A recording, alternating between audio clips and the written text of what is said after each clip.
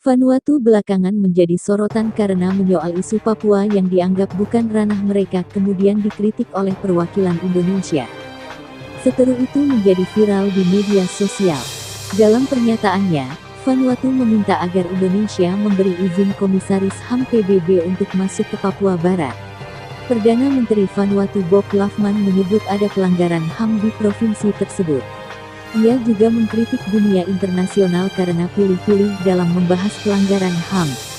Ada pelanggaran HAM berat terjadi di sekitar kita, tetapi sepertinya dunia mengambil pendekatan yang tebang pilih, ujar PM Vanuatu Bob Lavman dalam sidang umum PBB ke-75, Senin tanggal 28 September tahun 2020. Dalam hak jawab di PBB, perwakilan Indonesia membalas dengan menyebut Vanuatu memalukan, sameful, negara yang tidak tahu apa-apa, ignorant country, serta ikut campur urusan negara lain. Diplomat Indonesia juga menyorot ada pihak yang tak tulus mendukung HAM Artificial Human Rights Concern. Selain Silvani Austin Pasaribu, berikut ini 4 perwakilan RI yang angkat bicara menangkis komentar isu tersebut dan tak luput jadi sorotan kancah internasional. Nama Nara Masista Rahmatia jadi sorotan kancah internasional saat sidang PBB tahun 2016. Delegasi muda Indonesia yang kala itu berusia 34 tahun dengan tegas menampik tudingan dari 6 kepala negara dalam sidang Majelis Umum PBB beberapa waktu lalu.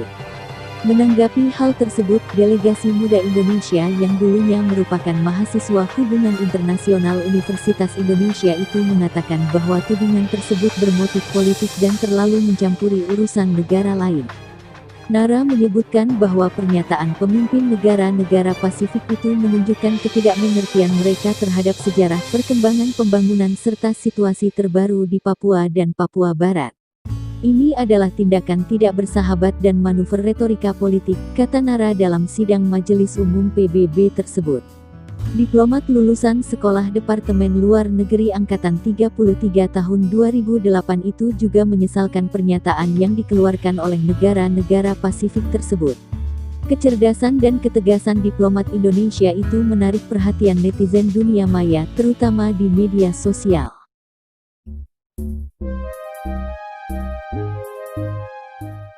PM Tuvalu Enele Sosene Sopoaga menyerukan PBB melibatkan diri dalam penanganan penentuan nasib sendiri untuk rakyat Papua. Sedangkan Louis Tracker, Perdana Menteri Saint Vincent dan Grenadine, sebuah negara di Kepulauan Karibia, menyatakan proses dekolonisasi belum tuntas di Papua. Nara menanggapi keprihatinan perwakilan Vanuatu dan Kepulauan Solomon tentang Papua dan Papua Barat dengan mengatakan tuduhan palsu yang digaungkan Tuvalu dan Saint Vincent dan Grenadines bermotif ekonomi.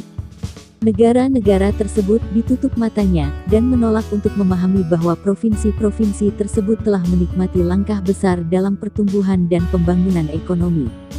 Mereka tumbuh 9,21%, tercepat di Indonesia, dan tetap menjadi bagian integral dan kedaulatan negaranya. Mereka yang membuat klaim seperti itu dimotivasi oleh individu dengan agenda separatis untuk mengeksploitasi masalah hak asasi manusia, katanya seraya bertanya mengapa kekhawatiran itu, jika akurat, tidak diangkat di forum Dewan Hak Asasi Manusia yang sesuai, seperti dikutip dari situs un.org. Ia juga menekankan bahwa catatan hak asasi manusia negara-negara itu tidak sempurna. Dia mengatakan upaya ilegal untuk memotong kedaulatan dan integritas wilayah negara anggota melanggar prinsip-prinsip yang diabadikan dalam Piagam Perserikatan Bangsa-Bangsa. Kita tidak bisa membiarkan ini terjadi.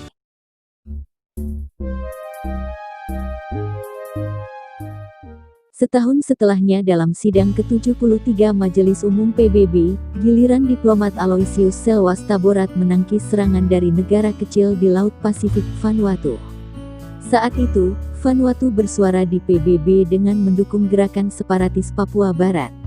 Meskipun disamarkan dengan bunga-bunga keprihatinan hak asasi manusia, satu-satunya niat dan tindakan Vanuatu secara langsung menantang prinsip-prinsip hubungan persahabatan antar negara yang disepakati secara internasional, kedaulatan dan integritas teritorial, kata perwakilan Indonesia, Aloysius Selwas Taborat seperti dikutip dari The Guardian kala itu.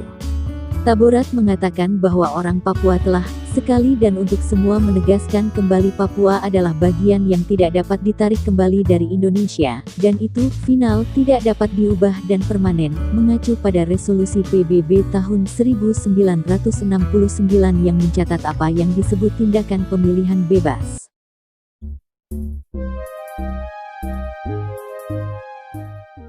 Vanuatu ingin menunjukkan kesan ke dunia bahwa mereka mendukung isu HAM, tetapi motif yang sebenarnya, negara itu mendukung agenda separatis di Provinsi Papua Barat, ujar diplomat Kementerian Luar Negeri Indonesia Rayanul Sangayi dalam sesi hak pertama menjawab satu Stony Right of Reply pada sidang ke-74 Majelis Umum PBB di New York, Sabtu tanggal 28 September tahun 2019 seperti dikutip dari Antara News.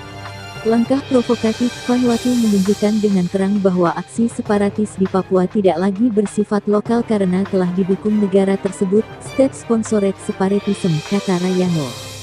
Vanuatu tidak sadar bahwa aksinya memberikan harapan kosong, bahkan memicu konflik. Perbuatan tersebut sangat tidak bertanggung jawab, kata Rayanul. Rayanul turut meminta agar negara di Pasifik itu kembali membaca fakta dan catatan sejarah sebelum mendukung aksi separatis di provinsi paling timur Indonesia.